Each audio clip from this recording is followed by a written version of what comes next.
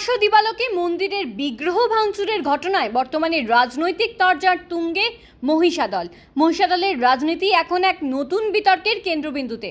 প্রকাশ্য দিবালোকে একটি মন্দিরের বিগ্রহ ভাঙচুরের ঘটনাকে ঘিরে সরগরম পূর্ব মেদিনীপুরের এই জনপদ। মহিষাদলের পুরাতন বাসস্ট্যান্ডে অবস্থিত একটি দীর্ঘদিনের হনুমান মন্দিরে এই ন্যাক্কারজনক ঘটনা ঘটেছে, যেখানে রাম, সীতা এবং হনুমানজির বিগ্রহ নিত্য পূজিত হয়ে আসছিল। গতকাল অর্থাৎ রবিবার সকাল 11টা পর্যন্ত মন্দিরে স্বাভাবিকভাবেই পূজা অর্চনার কাজ চলছিল, কিন্তু বিকেলের দিকেই ঘটে এই বিপত্তি। দেখা যায় মন্দিরের সীতা বিগ্রহটি ভাঙা এবং তার উপরিভাগ অমিল। এই ঘটনার খবর ছড়িয়ে পড়তে স্থানীয়দের মধ্যে তীব্র উত্তেজনা সৃষ্টি হয়।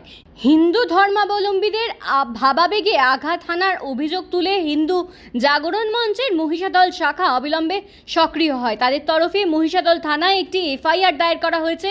হিন্দু জাগরণ মঞ্চের সভাপতি ও সহসভাপতি ক্ষোভ প্রকাশ করে জানিয়েছেন, মহিষাদলে এর আগেও বিভিন্ন মন্দির ও মূর্তি ভাঙচুরের ঘটনা ঘটেছে এবং কিছু দুষ্কৃতী বারবার এই ধরনের অপকর্ম চালিয়ে যাচ্ছে। এই ঘটনার প্রতিবাদে গত রবিবার সন্ধ্যায় হিন্দু জাগরণ মঞ্চ এবং বিজেপি ডাকে মহিষাদলে একটি ধিক্কার মিছিল অনুষ্ঠিত হয়। তবে এই ঘটনা শুধুমাত্র একটি সাধারণ ভাঙচুরের গণ্ডিতে সীমাবদ্ধ থাকেনি, বরং দ্রুতই একটি রাজনৈতিক তরজার রূপ ধারণ করেছে। মহিষাদলের তৃণমূল বিধায়ক তিলক কুমার চক্রবর্তী এই ঘটনার জন্য সরাসরি বিজেপিকে দায়ী করছেন। তিনি বলেছেন, দিনের বেলায় দুষ্কৃতীদের দ্বারা এই কাজ করা সম্ভব নয়। বিজেপি কর্মীরা তৃণমূলকে কালিমালিপ্ত করতে এই সাম্প্রদায়িক সম্প্রীতি নষ্টর চেষ্টায় এই কাজ করেছে। তার অভিযোগ, তৃণমূলকে বদনাম করতে বিজেপি এই ধরনের ঘৃণ্য কাজ করাচ্ছে। অন্যদিকে ভারতীয় জনতা পার্টির পক্ষ থেকে বিধায়কের অভিযোগ সম্পূর্ণ অস্বীকার করা হয়েছে। তাদের পাল্টা দাবি, এই ভাঙচুরের পেছনে তৃণমূল আশ্রিত দুষ্কৃতীরাই জড়িত এবং মহিষাদলের বিধায়ক তাদের সাহায্য করছেন। বিজেপির অভিযোগ, নিজেদের অপকর্মের দায় এড়াতে তৃণমূল এখন বিজেপির ওপর দোষ চাপাচ্ছে। সামগ্রিকভাবে মন্দিরের বিগ্রহ ভাঙচুরের এই ঘটনা এখন মহিষাদলের রাজনৈতিক আঙিনায় ব্যাপক বাদানুবাদের জন্ম দিয়েছে এবং স্থানীয় শান্তি ও সম্প্রীতি রক্ষার বিষয়টি আবারও প্রশ্নের মুখে পড়ছে। পরিস্থিতি কোন দিকে মোড় নেয় এখন সেটাই দেখার। এইখানে আমরা রাম সীতা পুজো করি এবং হনুমানজির মন্দির আছে।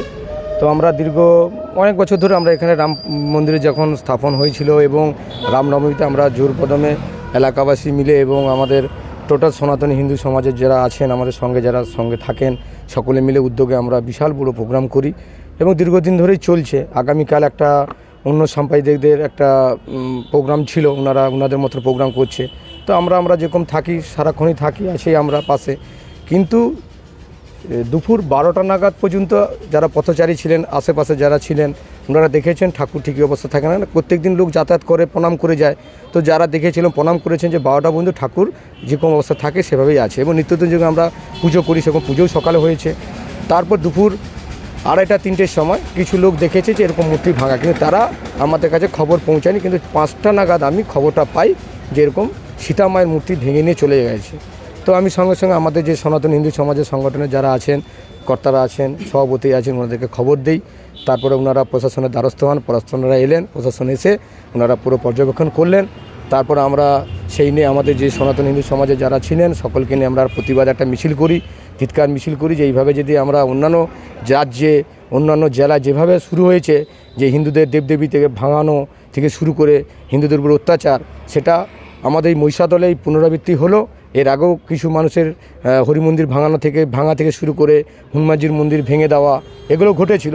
তো এখন দেখছি একদম মন্দিরে এসে মাতৃমন্দিরকে সেটাকেও পর্যন্ত রক্ষা করছে না, সেটাকেও পর্যন্ত ছাড়ছে না, ভেঙে তারা এইভাবে নিয়ে চলে যাচ্ছে, দিনের বেলায়, রাত্রেও নয়।